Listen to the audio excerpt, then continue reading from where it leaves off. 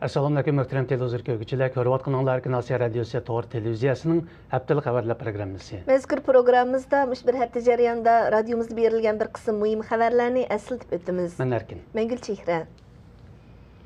To'qistara chapchal o'stan qurilishida terilg'u yeri ziyonga uchirgan dehqonlar to'lam pulining mutlaq ko'p qismiga erishamagan. Ma'lum bo'lishicha, dehqonlarga berilgan to'lam puli yerlik amaldorlarning cho'ntikiga tushib ketgan yoki noma'lum sabablar bilan pulning izderik yo'qotilgan. Buningdan xabar topgan dehqonlar avtonom rayonga qadar berib arz qilgan, biroq dehqonlar arzini hozirga qadar aqtirolmagan. Doiralar bir necha yil avval Chapchal noyisining Jag'istay Qaynoq qatorliq yezilaridagi suv masalasini hal qilish uchun To'qistara noyisidan Chapchal noyisiga qartib o'stan chapgan. Bu jarayonda Qaynoq yezisidagi bir qism dehqonlarning terilg'u yerlari o'stan qurilishiga chiqib ketgan. Munosabatli organlar dehqonlarga ma'lum miqdorda to'lam puli bergan bo'lsa-mu, to'lam pulining intayin oz bir qismi dehqonlarning qo'liga tekkan. Qaynoqlik bir dehqon ziyoratimizni qabul qilib, yerlik hukumat doiralarining dehqonlarga qanoatlanarli javob berishini talab qildi. Yozuvchi Josanna Lavali xonimning Talsivat nomli romani bu yil martda nashrdan chiqqan bo'lib, 2 aprel Nyu-Yorkda kitobning tarqatilish marosimi o'tkazildi. Lavali xonim tarqatish marosimida qilgan nutqida kitobni nashr qilishga yordam bergan o'rin va shaxslarga birma-bir rahmat aytdi va nutqini mundaq oyoqlashtirdi.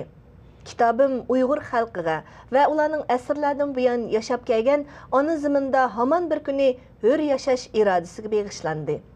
Romanda Xitoy o'lkalariga ishlashga avatilish xavfidagi bir Uyg'ur qizining o'z taqdirini o'zgartirish yo'lidagi tirishchanliklari tasvirlangan.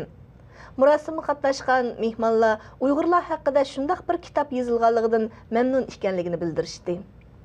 Bu yil 5 aprel 1990-yildagi Barin inqilobining 23 yilligi. Bu munosabat bilan Turkiya, Avstraliya, Qozog'iston, Gollandiyada xotirlash faoliyatlari o'tkazildi. Qozog'istondagi faoliyat 1 aprel Almuta shahrining Sultonqo'rg'on mahallasida o'tkazildi. Faoliyatda Barin qo'zg'olonining qurbonlari xotirlandi.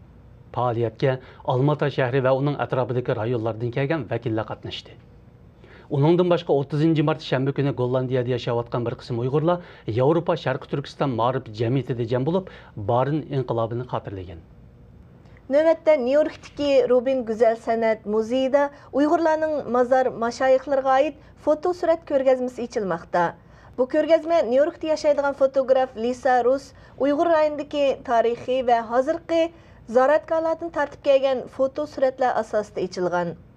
Ko'rgazmaga Xitoydagi Uyg'urlarning muqaddas joylari deb nom berilgan.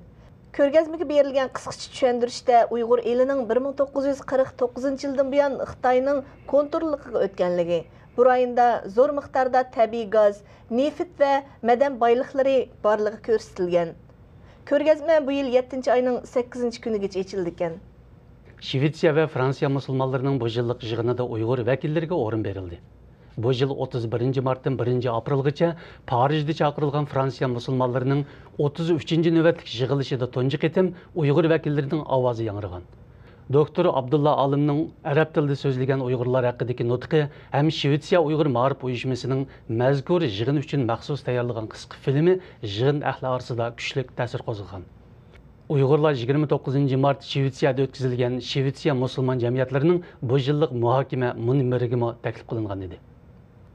Yevropa parlamentining Xitoy haqidagi bir qarorida Uyg'ur, Tibet kishilik huquq masalalari tilga ilindi va Xitoyning bu millatlarga qaratgan assimilyatsiya siyosati tanqidlandi.